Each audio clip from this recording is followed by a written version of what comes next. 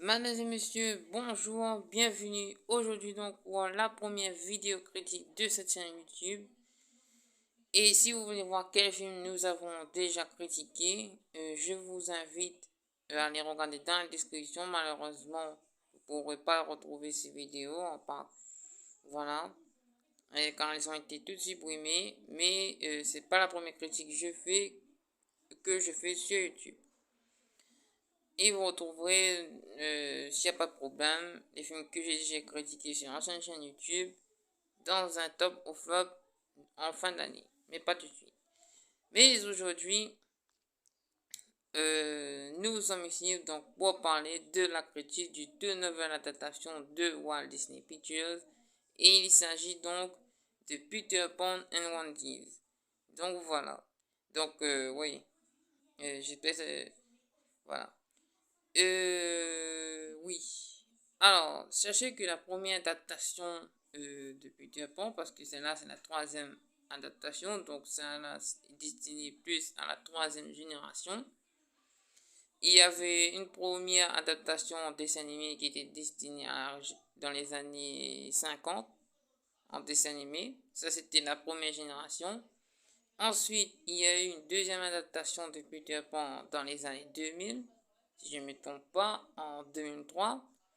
Donc, celle-là était de la deuxième génération, dont moi j'en fais partie. Et enfin, donc, celle-là, c'était l'adaptation de la troisième génération, donc des années 2020. Donc voilà, sachant que la génération 2050 et 2000 ont eu des suites, je crois. Enfin, si je ne me trompe pas, je pense que le film de 2003 a une suite. Ou plutôt, c'est celui de 50 qui est Peter Pan 2, un truc comme ça. Mais oui, enfin, c'est un d'entre les deux qui ont eu une suite. Voilà. Effectivement, oui, c'est celui des années 50 qui a une suite. Et celui de 2003, non. Non, ça n'a pas eu de suite. Donc voilà. Bon, je pense que celui-là, c'est pas que Peter Pan comme on a pu voir dans les précédentes adaptations. L'histoire se passe autour de Peter Pan et Wendy's. Bon, je ne vais pas vous raconter l'histoire. On sait tous maintenant l'histoire de Peter Pan. Oui. Qu'est-ce que je partais dire?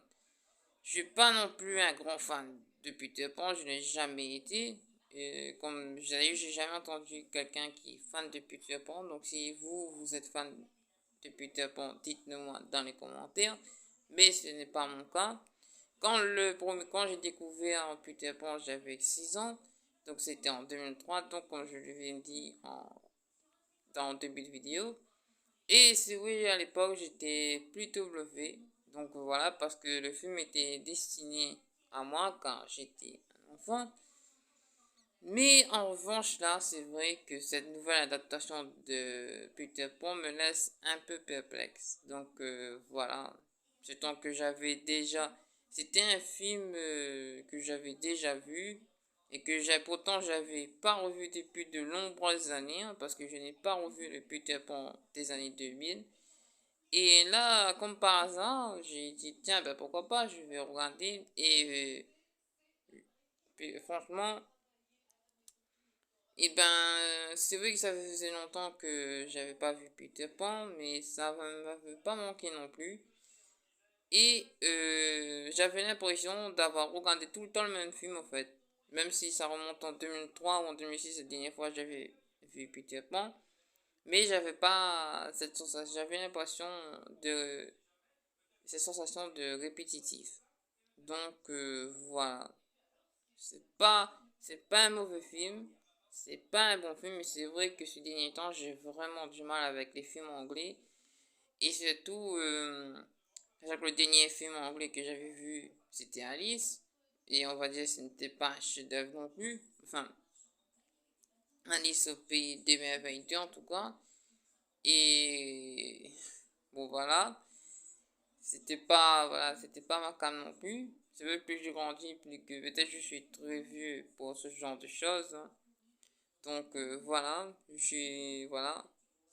Peut-être je trouve, comment dire, je suis trouvé pour ce genre de conneries, même si pour vous, Non, ce n'est pas. Mais j'ai pas été vraiment bluffé parce que, bien évidemment, je ne suis plus un enfant. Mais il y a des plans quand même où ça va. Vraiment. Il y a des plans, la ville est totalement dans le noir. Et c'est exactement ce qui se passe avec nous en ce moment. Notre ville est complètement plongée dans le noir. Donc voilà, donc ça fait une petite identification aux deux villes, que ce soit Londres ou la ville que je vis. Mais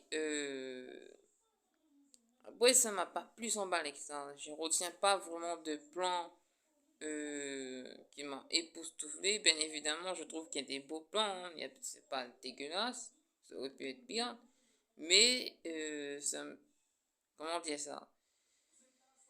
Ça m'a pas vraiment marqué plus que ça. À un moment donné, après, je me suis aussi un peu ennuyé au bout.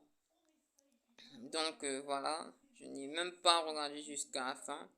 Tellement après, bof, je trouvais ça, plus que ça allait, plus je trouvais ça bof. Je trouve qu'il y a moins d'épique que dans ce que j'ai vu C'est pour toute cette raison que je donne à Peter Pan la note de 2,5 sur 5. Alors, je vais juste vérifier en direct avec vous sur Rotten Tomatoes combien il a fait. Et bien, donc voilà, il a la note de 67%.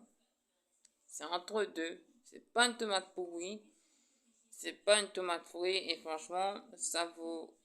Et effectivement, c'est un film entre deux qui, bon, vise quand même le public wokiste et la nouvelle génération, comme je vous ai dit, dans, il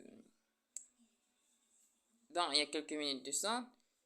Mais voilà, c'est tout. Voilà,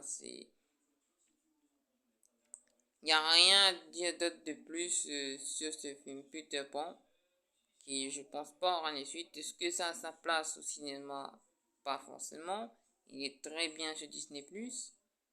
Mais aussi ici, le ressenti au cinéma, franchement, je pense que ça aurait pas de la gueule comme on peut le dire, mais ça aurait été quand même bien, vraiment. Car les effets spéciaux sont pas si terribles que ça. C'est quand même bien fait. Moi, je trouve que les plans étaient bien faits. Mais comme je vous ai dit, ce n'est pas vraiment marquant. Et c'est un film, voilà, qui heureusement est assez court comparé à celui des années 2000, qui dure que qui dure 2 temps. Et celui-là dure qu'une temps. Merci pour avoir regardé cette critique. À très bientôt.